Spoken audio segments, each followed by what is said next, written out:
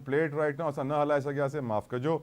शाज़िया साहिबा, तव्हांजा छा हिन महिल एहसासात आहिनि? जीअं बलोच, छो तव्हां बि माशाल्लाह सां बलोच ख़ानदान में आयो, you know the traditions, the culture, sir झुका सकते हैं लेकिन सर कटा सकते नहीं। पोइ कीअं हे बलोच लीडर्स हिकदम सां नवाज शरीफ जी पार्टी में हलिया विया?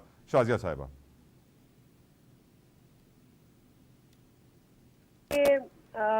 के हिसाब ॻाल्हाइण में आउं सम्झां थी बंदिश न हुजणु खपे।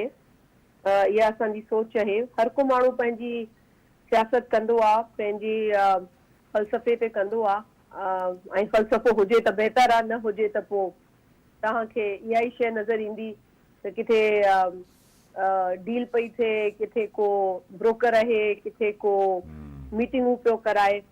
त असां हमेशह इहा ॻाल्हि कई आहे त सियासत में नज़रिए जी ज़रूरत आहे, सियासत में हिकिड़े फ़लसफ़े जी ज़रूरत आहे। अलाह जो शुक्र आहे, पाकिस्तान पीपुल्स पार्टी जो फ़लसफ़ो बि आहे, पाकिस्तान पीपुल्स पार्टी जो नज़रियो बि आहे। ऐं अॼु ताईं तव्हां ॾिसो था त बावजूद असां सां जेके बि ज़्यादतियूं थियूं आहिनि, असांजे लीडर्स सां, असांजे कारकुननि सां, असांजी पार्टी जे चाहींदड़ जेके बि माण्हू आहिनि पाकिस्तान में, उन्हनि सां जेको कुझु थियो आहे, उन जे बावजूद पाकिस्तान पीपुल्स पार्टी जो वर्कर वफ़ादार ऐं बहादुर आहे, छाकाणि हू हिकिड़े नज़रिए में यकीन रखे थो।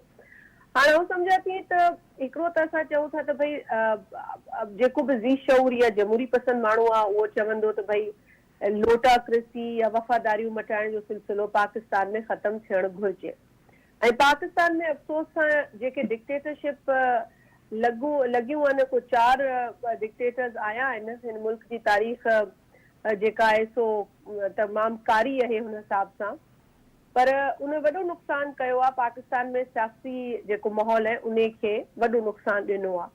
अॼु बि असां ॾिसूं पिया त उहो नुक़सानु जेको आहे हुनजी भरपाई न थी सघी आहे।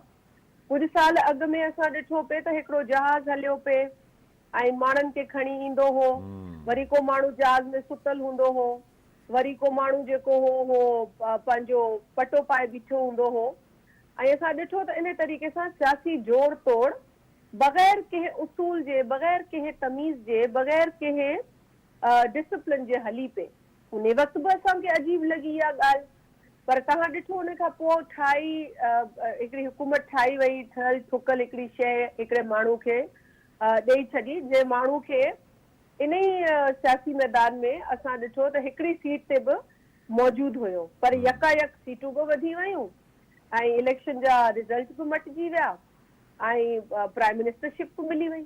हाणे अहलियत त हमरा जी न हुई, पर 4 साल वफ़ाक़ में ऐं तव्हां सूबे जी हुकूमत खे मिलायो त तक़रीबन 8 साल हुन पंहिंजी नाअहली, पंहिंजी नालाइकी खे साबित करे छॾियो सॼे पाकिस्तान में।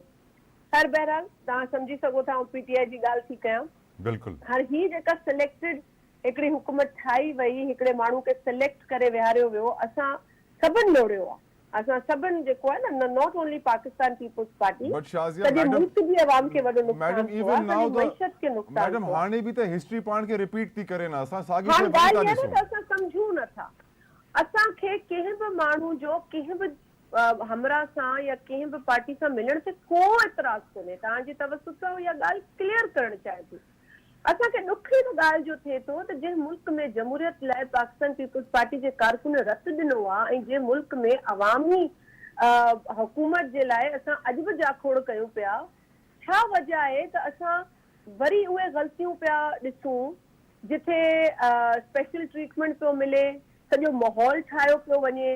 हिकिड़ो माण्हू पाकिस्तान खां ॿाहिरि इन करे वियो आहे त हुन पहिरीं चयो त इलाज जे करे पियो वञा, भले बिस्मिल्लाह जेको वञणु चाहे, सदर ज़रदारी त नथो वञे, हू त अॼु बि चए थो त आऊं नथो वञणु चाहियां छाकाणि मुंहिंजे वर्कर्स सां मूंखे बीहणो आहे। बिल्कुलु। ऐं जॾहिं अचे थो त इहा ग़लतफ़हमी माण्हुनि खे ॾिनी पई वञे त हू ईंदो त सभु मसइला हल थी वेंदा। अरे बाबा, हुननि जी त हुकूमत हुई न 16 महीननि में या 15 महीननि में, वज़ीर आज़म उन ई पार्टी जो हुयो न।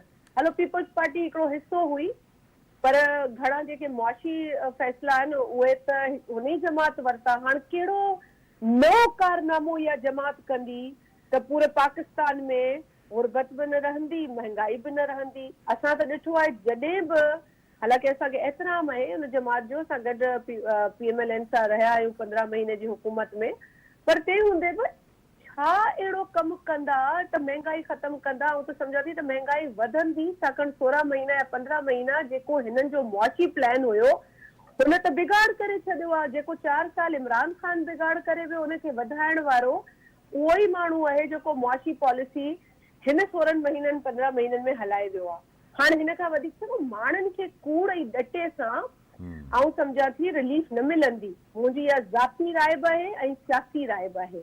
माण्हुनि सां क्लियर ॻाल्हायो, माण्हुनि खे चरियो न सम्झो, माण्हुनि खे बेवकूफ़ न सम्झो, माण्हू सुॼागनि, माण्हू होशियार आहिनि ऐं सभु कुझु नज़र अचे पियो, सभु असां ॾिसूं पिया। पाकिस्तान पीपुल्स पार्टी खे सदाईं भित सां लॻाइण जी कोशिशूं रहियूं आहिनि, अॼु बि आहिनि। असांखे हमेशह चयो थो वञे त भई असां में ख़राबी आहे। कहिड़ी ख़राबी आहे? तव्हां सिंध जी हुकूमत खे ॾिसो,